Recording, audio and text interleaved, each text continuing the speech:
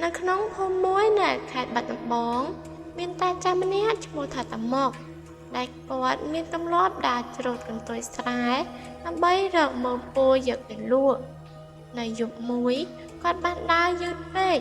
ទើបសម្រេចចិត្តដេកនៅក្នុងខ្ទមចាស់មួយនៅឯកណ្ដាលវាលស្រែកណ្ដាលត្រៀតតាម៉ុកបានឮសូរសំឡេងគ្រឿងលានបុរាណបានបន្លឺឡើង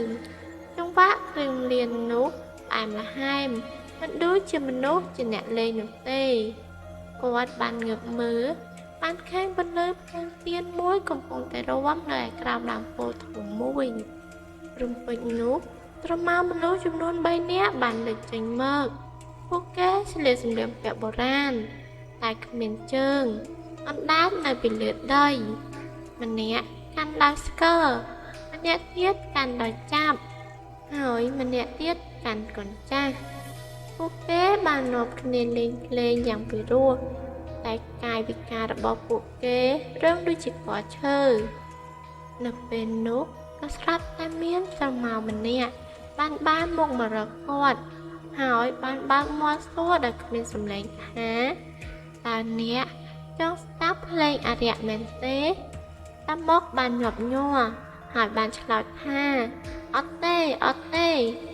ភ្លាមនោះស្រមោលទាំង3ក៏បានលេបចូលទៅក្នុងដើមពោធិ៍វិញហើយគ្រឿងលានក៏បានស្ងាត់ថ្ងៃបន្ទាប់តាម៉ុកក៏បានទៅសួរអ្នកស្រុកចាស់គេបាននិយាយថាកាលពីសម័យដើមមានក្រុមតន្ត្រីបុរាណមួយត្រូវបានពុទ្ធិហានបានសម្លាប់នៅឯក្បែរដើមពោធិ៍នោះចាប់តាំងពីពេលនោះមកជារៀងរាល់យប់ពួកគេតែងតែឮសូរសំឡេងគ្រឿងលានតែបើអ្នកណាបាននិយាយថាចង់ស្ដាប់អ្នកនោះនឹងត្រូវបាត់ខ្លួននៅពេលព្រឹកបន្ទាប់តាម៉ុកបានសន្និដ្ឋានថាគាត់នៅរស់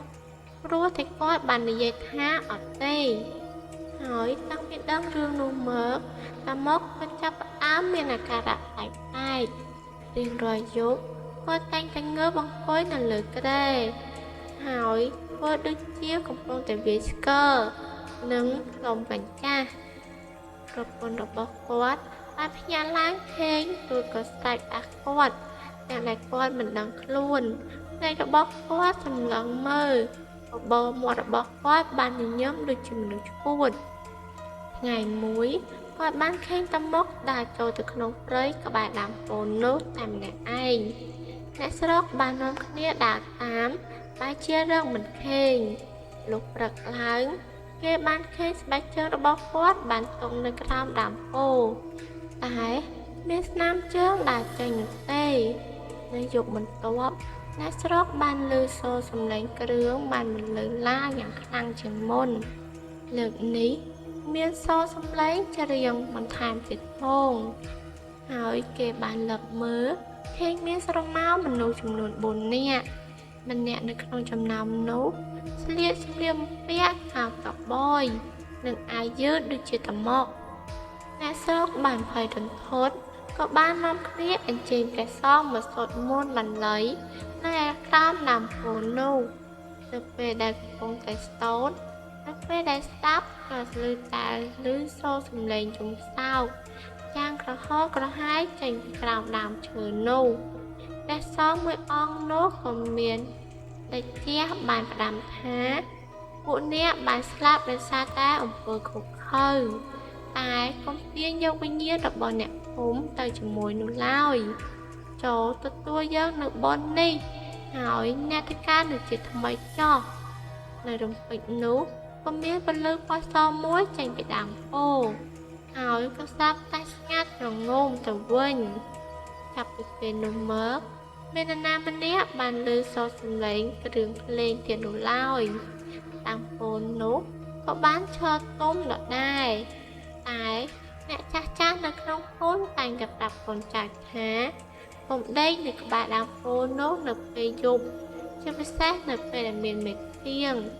បើមិនចង់ឲ្យរួមវងឮសំឡេងគ្រឿងអារក្សនោះទេ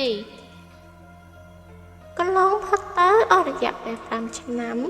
តាំងពីព្រះសង្ឃបានសូត្របាលីឲ្យពួកវិញ្ញាណក្ខន្ធទាំងនោះទៅកាន់ជាតិថ្មីដើមពោធិធំនោះក៏ចាប់ផ្ដើមក្រៀមស្វិតស្លឹកសង្ឃតែទាំងអស់អ្នកភូមិក៏ចាប់ផ្ដើមហ៊ានដើរឆ្លងកាត់នៅផ្លូវនោះទាំងពេលយប់វិញគ្មាននរណាម្នាក់បានឮសូរសំឡេងប្លែកៗទៀតនោះឡើយក៏ប៉ុន្តែនៅក្នុងយប់មួយមានយុវជនម្នាក់ឈ្មោះពៅមានអាយុ22ឆ្នាំគាត់គឺជាកូនចៅរបស់តាម៉ុកពៅមិនដែលខ្លាចខ្មាញ់នោះទេទោះបីគាត់នៅតាំងពីក្មេងរហូតដល់គាត់ធំពេញវ័យក៏ដោយគាត់តែងតែមិនដែលជឿថាតាម៉ុកបានបាត់ខ្លួននៅក្រោមដើមពោធិ៍នោះតែក្តីរឿងខ្មោចនោះទេ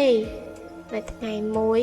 ពៅបានទៅជួបជាមួយសង្សារនៅឯភូមិខាងក្រៅដែលស្ថិតនៅខាងកើតភូមិគាត់ដើរយឺតពេកតែត្រូវឆ្លងកាត់ផ្លូវនោះនៅពេលយប់គាត់បានយកទូរស័ព្ទដៃមកបញ្ចាំងពិលឡាស្រាប់តែភ្លឺស្រាប់របស់គាត់ត្រូវបានបិទភ្លើងដោយខ្លួនឯងនៅរំពេចនោះគាត់ក៏ស្រាប់តែបានឮសូរសំឡេងស្គរចាប់និងកញ្ចាស់ដែលបានបន្លឺចេញឡើងចេញពីក្រោមដើមពោធិ៍នោះពៅបានសោកយ៉ាងក្តីងងឹតថាអរិយអើយសម័យនេះលេងតែភ្លេងបុរាណមិនចេះលេងសម័យតតែសោះអូនសំឡេងតន្ត្រីនោះក៏បានស្ងាត់ភ្លាមពៅក៏ដើរទៅជិតដើមពោធិ៍នោះគាត់ក៏បានឃើញបុរសចំណាស់ម្នាក់អង្គុយនៅលើគល់ឈើស្លៀកខោកបយពាក់អាវយឺតក្រហមមុខស្រងោតស្ងាត់មើលទៅដូចជាតាម៉ុកគាត់បានងើបមុខឡើងហើយបានញញឹមប្រាប់ទៅពៅថាចៅពៅតាមិនដែលភ្លេចពីរបៀបលេងគ្រឿងលៀននេះទេតាមកឯងមិននេះមកចាំតាបង្រៀនឯងលេងខ្លះពៅស្លេកស្លាំងហើយក៏បានដួលសន្លប់នៅទីនោះលុះព្រឹកឡើងគេបានឃើញពៅដួលសន្លប់នៅក្រោមដើមពោធិ៍ដៃទាំងពីររបស់គាត់កាន់ដំបងពេដូចជាកំពុងតែវាយស្គរគេបាននាំគាត់ទៅផ្ទះលុះព្រឹកឡើងពៅបានភ្ញាក់រួចបាននិយាយប្រាប់ទៅគេថាតាម៉ុកនៅទីនោះតាម៉ុកបានខ្លាចទៅជាអ្នកលេងគ្រឿងរៀនថ្មីហើយតាថាអ្នកណាដែលមកលេងទីនេះហើយមិនគោរពតានឹងនាំពួកគេរំវងម្ដងហើយម្ដងទៀតចាប់តាំងពីពេលនោះមកអ្នកភូមិតែងតែយកផ្កាយកបាយសីទៅដាក់នៅក្រោមដើមពោធិ៍នោះជារៀងរាល់ខែគេតែងតែនិយាយថាបើមិនដូច្នោះទេនៅពេលយប់នោះពួកគេតែងតែឮសូរសំឡេងគ្រឿងលៀនហើយអ្នកណាដែលហ៊ាននិយាយមើលងាយអ្នកនោះនឹងខ្លាចទៅជាអ្នកបន្ទាប់